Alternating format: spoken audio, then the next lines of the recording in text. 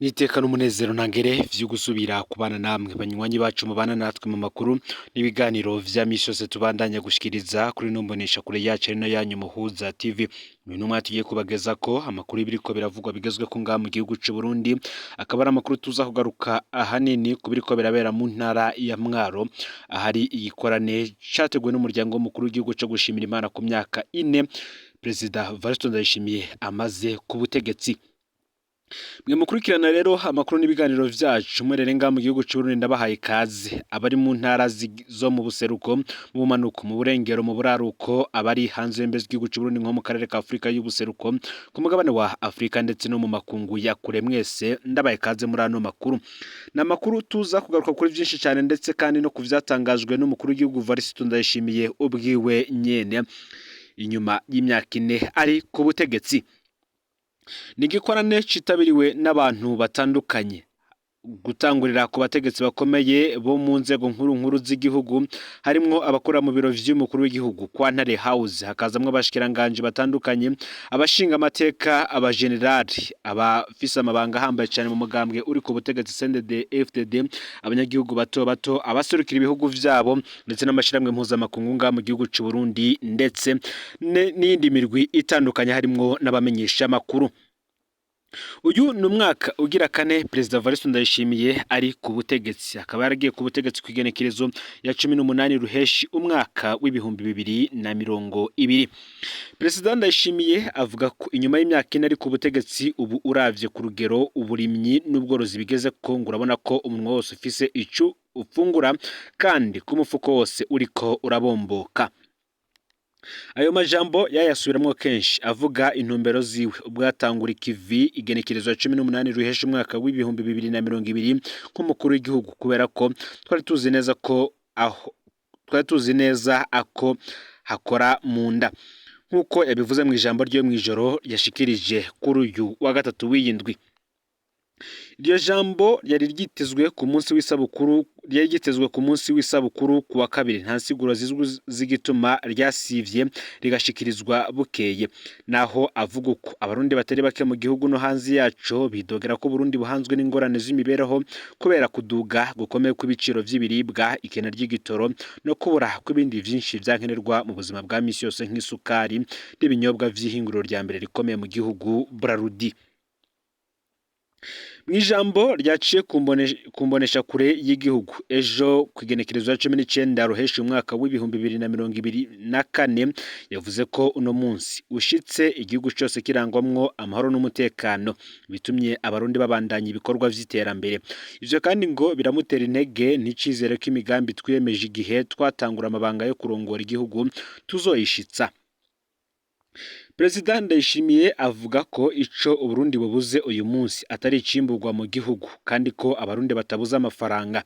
Ati uno munsi nshimishwa ko no mu majambo numva y'imyidogo bavuga bati turabuze iki, mugabo ntibavuga ngo turabuze amahera yo kukigura. Kandi ngo nico bavuga ko babuze si icimburwa c'u Burundi, ni icimburwa mvamakungu. Aha yakomoza ku bitoro vyabaye akayobera abahinga mu myaka 2 iheze mu Burundi. Iki rwose carahungabanije ubutunzi mu bisata nka vyose vy'igihugu. Ni mu gihe mu ndwi iheze bamwe mu bashinga amateka barabwiye umushikiranganje w'ikiga ca leta ko ibintu vyifashe nabi cyane mu gihugu. Mu ijambo ryiwe Evariste Ndayishimiye ntiyavuze mu buryo butomoye imigambi igihugu gifise yo gutorera inyishu ico kibazo c'ibitoro, kiretse kuvuga ko bagomba kongereza umwimbo w'amahera mvamakungu. Yagize ati nivyo turumva imyidodombo hirya no hino, mugabo ikinezereza kurusha nuko dusangiye umubabaro. Ico ciza turondera naco njewe ndakibuze nagishaka. Igihambaye nuko twese atawe twokwagiriza ko ari we atuje kugishikira. Indya mu Burundi nirya nawe. Ndayishimiye yavuze ko kubera imyaka n'imyaka Uburundi bwamaze mu bibazo vy'ubukene, uno munsi umurundi wese ashakira vyose rimwe. Ivyo bigatuma ubifatiye hejuru yovuga ko abarundi ari ntashima. Avuga ko kuva mu mwaka w'ibihumbi 2020 batanguriye kubiruta ibindi kuko imigere ibiri datereka. Muri ivyo yavuze gutsimbataza ubutegetsi bw'igihugu no ngo buhagararira amahoro n'umutekano no gukingira itunga ry'igihugu n'iterambere. yagize ati amahoro n'umutekano vyagiye imbere bituma abarundi bagira umwizero bakazoza kubera uwo mwizero nyene abarundi sinzi barahungutse abandi bahitamwo guta akarangamuntu y'impunzi bisabira kuba abakozi bo muri ivyo bihugu baranguriramwo imirimo. Ivyo vyose ntivyari gushoboka iyo tutihatira kugira imigenderanire myiza n'amakungu. Uno munsi umurundi aho ageze hose ntagenda ararangaguzwa nkuko umengo bamuraba ribi. Baratembera ayandi mahanga, abanyamahanga nabo bakaza mu Burundi kandi bumva ko batekanye. Umukuru w'igihugu yongereko ati tunezerejwe nuko turavye abarundi ku maso tubona ko bafise ubuzima. Ubu abarundi batari bake bariko barubaka utuzu twiza, barambaye uduhuzu dusesuka, barafungura uko bavyifuza. Naho avuga uko imidogo itari mike mu gihugu kubera iduga ry'ibiciro vy'ibiribwa cyane cyane mu bisagara. Ndayishimiye avuga ko iyi si ari ivyifuzo vy'umubiri ngo umuntu biragoye ko anyugwa. Ati abamaze kuronka umusesekara umufuko ukaronka bipfuza kugendera mu bihinda bisaba igitoro, bipfuza kunywa agapfundikiye, bakipfuza kurya utuvuye mu bazungu ngo berekane ko bateye imbere. Yemeza ariko ko ari ukuri ko mu bisagara hari ikibazo c'imfungurwa zizimvye kubera gushikana ibicuruzwa biva ruguru mu gisagara aho batarima ari ingorane kubera ibitoro.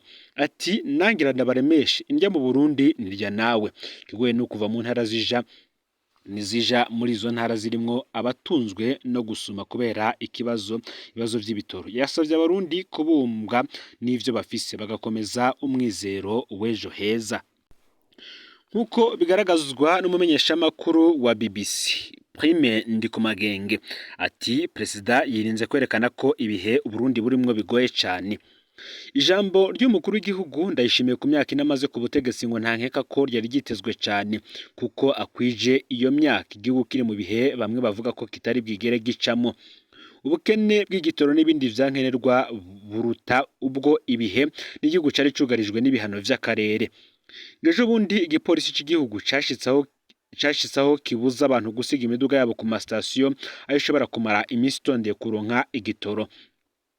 Ngivyo bimaze imyaka hafi 2 vyunyuka uko bukeye uko bwije. Imodoka ya Probox igeza aho itwara abana 200 ibajanye ku ishure ngo ni kimwe mu bimenyetso vyaho ibintu bigeze. Ingimvo nyamukuru naho atari yonyene kandi nayiterwa n'izindi nyinshi nuko igihugu gikenye amafaranga mva makungu amadolari yo kugura ibintu biva hanze na cane ico gitoro nyene. Ngukuri kw'ibicuruzwa ukurabira ku isoko aho naho idolari rimaze gushika aho rirenza amafaranga 6,000 vy'amarundi. Ego muri banki ntirishika n'ibihumbi 3 ariko abarikeneye barihabwa na banki bo bangana gute? Umwimbu Perezida Ndayishimiye avuga ko ari umusesekara ushobora kuba ahanini ari wo gushira mu nkono suwo ikawa canke ubutare uzanira amafaranga y'agaciro igihugu kandi ngo nivyo vyo kurya hamwe vyoba birenze ivyo abarundi bakeneye navyo nyene vyoshorwa mu bindi bihugu bikinjiza ayo mafaranga y'agaciro. Ayahora ava mu mfashanyo z'amakungu nayo nyene ntarasubira gufata umurindi nk'uwo yari afise imbere yuko Perezida Ndayishimiye ashika ku butegetsi ngaho ntaco yabivuze ko mu ijambo ryiwe. Umushikiranganje wa mbere Gervais Ndirakobuce mu minsi yezewe yaremanze imbere y'inama nshinga amateka ko atanyishu afise kandi we yaravuze ko izo ngorane zifise imizi mu bihano amakungu yari yarafatiye Burundi hagati y'umwaka w'ibihumbi 2015 ndetse n'umwaka w'ibihumbi 2020. Mu ijambo ryiwe Perezida Ndayishimiye ngo ntiyarayatomoye niba we afise canke ko adafise inyishu. Abarundi bo bari biteze ko avuga ko azifise gusa Perezida Ndayishimiye akavuga ko naho abarundi bidoga ko babuze iki akarorero igitoro ariko batidoga ko babuze amahera yo kukigura aho ahasize ikibazo. None abarundi bafise amafaranga leta yo ikayabura kandi amafaranga leta zose ziyakura mu banyagihugu bazo. Ariko naho yaciye kure ijambo rya Perezida Ndayishimiye birumvikana ko rihagaze ku bibazo vy'ubutunzi gusa ryirinda kwerekana ko ibihe burimwo bigoye cyane. Nk'ikibazo cy'umutekano n'imigenderanire y'akarere aho igihugu kibanyi cy'u Rwanda cakunda kugaruka cagezwa guhungabanya umutekano mu ijambo muri iryo jambo nticyashishijwe mu kanwa nk'uko bivugwa na Prime Ndikumagenge, umwihwezo yahaye ikimenyesha amakuru c'abongereza BBC gahuza miryango. Ibi rero vyose bikaba biri mu ijambo ryari rishikirijwe n'umukuru w'igihugu Varisito Ndayishimiye ubwo yariko atanga ashikiriza ijambo ryiwe ku butegetsi ku myaka 4 amaze ku butegetsi ngaha mu gihugu c'u Burundi. Mu yandi makuru kandi, Igiraneza Nusura numwe mu bana bahoze mw'ibarabara begeranijwe bakajanwa ku mutumba wa Munzenzu muri komine Mushaho intara ya Cankuzo mu buseruko bw'u Burundi ku birometero 255 uvuye ku mugwa mukuru w'ubutunzi Bujumbura. Aha niho hari kimwe mu bigo vyubatswe na leta y'u Burundi mu ntumbero kuvyegeranirizamwo abana bo mw'ibarabara mu rugamba rwo kugerageza gutorera umuti ikibazo c'abo bana. Mu gihe kwigenekerezo ya 16 ruheshi amakungu yariko ahimbaza umunsi mpuzamakungu wahariwe umwana wa Afrika, ikibazo c'abana bo mw'ibarabara ni kimwe mu bibazo nkoramutima mu Burundi bisa n'ivyananiranye gutorerwa umuti nk'uko bishikirizwa n'ikimenyesha amakuru c'abongereza BBC. Ngo gushika mu mwaka w'ibihumbi 2022 abana bo mw'ibarabara bafise munsi y'imyaka 18 bashika ibihumbi 7, benshi muri bo bakaba bari barwiriye mu gisagara ca Bujumbura. Ingingo zagiye zirafatwa kugira ngo babakure mu bisagara ntaco zigeze zishika kuko uko bagize ngo barabasubije iyo baje bava ubwo nyene baca basubira mu gisagara. Nusura akavuga ko avuka ku Buterere mu gisagara ca Bujumbura, akaba yarafashwe isaha 12 z'umugoroba acajanwa mu gasho, avuga ko abavyeyi biba bavyumvise bagiye kumuraba kugira ngo bamukuzeyo ariko bikananirana. Niho rero mu nyuma yahava ajanwa muri iki kigo n'abandi bana. Nusura ubu afise inda aratwite, akavuga ko ubuzima abayemwo ari nk'amahano kuko ategerezwa gupfungura ivyo yirondereye kuko ngo imfungurwa bagaburirwa wewe atazishoboye. Nusura asanga ibibazo na Rachel Iradukunda nawe nyene yatwawe muri iki kigo afise inda, nubwo wewe avuga ko atarasanzwe ari umwana wo mw'ibarabara. Uti jewe sinari umwana wo mw'ibarabara, bankuye aho nari nicaye mu kabare mu bunywero kurya mbere. Avuga ko yashitse Bujumbura agiye gukora akazi ko mu nzu akaronka n'umugabo ariko bakavana bavyaranye abana babiri. Rachel gushika ubu anga abavyeyi biwe ntibazi ko ari muri iki kigo. Abana muri iki kigo basanzwe bategurirwa imfungurwa bapfungura kabiri ku munsi, ariko Nusura na Rachel bobo ngo babayeho bitekereza bo kubera izo bahabwa batazishobora. Nusura na Rachel ngo hamande y'ingorane bisangije nk'abibungenze cane zo gupfungura, basangiye kandi ibibazo n'abandi bana begeranijwe muri iki kigo catangujwe kwigenekerezo ya 11 gitugutu umwaka w'ibihumbi 2023 ku birometero hafi 10 uvuye kuri bibe Uburundi buhana n'igihugu ca Tanzania. Iki kigo ngo categuwe mu ntumbero yo kugerageza gutorera umuti ikibazo c'abana bo mw'ibarabara gisa n'icabaye akananira abahinga mu Burundi. Iki ni ikigo giherutse kubakwa hampande y'ibindi bibiri biri mu gisagara ca Bujumbura, ari naho hakunze kuboneka abana benshi bo mw'ibarabara. Ubu kikaba gitunze abana 129 harimwo abakobwa 12. Aba bana baba mu mahema asa nayo ariko arasaza, ariko muri iki kigo hariko hubakwa amazu akomeye. Abakirongoye bavuga ko ariyo bazoca bungururizwamwo. Gushika mu kwezi kwa mbere uno mwaka w'ibihumbi 2024 iki kigo cari gitunze abana gushika ku 800 harimwo abakuze hafi 375, ariko muri kino gihe bose bakaba bararungitswe iwabo. Ico benshi muri aba bana baboneka ko bahuriyeko nuko ubuzima bacimwo kuva bakija mw'ibarabara gushika bajanwe muri ico kigo bwabasesereje, bakabona ko iciza kuri bo ari uko ngo basubizwa mu miryango yabo. Ushitse muri iki kigo nta kindi aba bana bagushikiriza ko atari ibibazo bavuga ko bafise, aho bidoga ko bapfungura nabi, indya batamenyereye, baryama habi, bataronswa n'impuzu zo kwambara n'ibindi. Ndayizeye Jean Baptiste arongoye iki kigo aremeza ko ata buryo bukwiye bafise, ariko ko abo bana baronswa ivyankenerwa. Yabwiye BBC gahuza miryango ko n'ubu babarera nk'abandi bana baba barerewe mu miryango usanga bafise utugeso tw'abana bo mw'ibarabara harimwo kwiba no kubesha. Ati nubwo tutovuga ngo ni neza cyane, abana bamaze gupfungura kabiri ku munsi baba babayeho neza. Nuko kumbure mutababajije muti none ko muvyibushe. Ibi vyerekana ko bapfungura kandi neza, mbere ngo turaza turabahindurira imfungurwa, ivyo ni ibintu bitagoranye. Jean Baptiste Ndayizeye yatangaje kandi ko abo bana bakunze guca bagurisha imfashanyo iyo ari yo yose bahawe harimwo n'impuzu, iyo ariyo mpamvu bamwe usanga bambaye udushambara. Ati ku kibazo c'impuzu iyo tuzibahaye baca baja kuzigurisha, ico ntaco bababwiye. Ikintu cose umuhaye yaba isabune caba ikintu cari cyo cose acaja kukigurisha kandi azi neza ko agikeneye.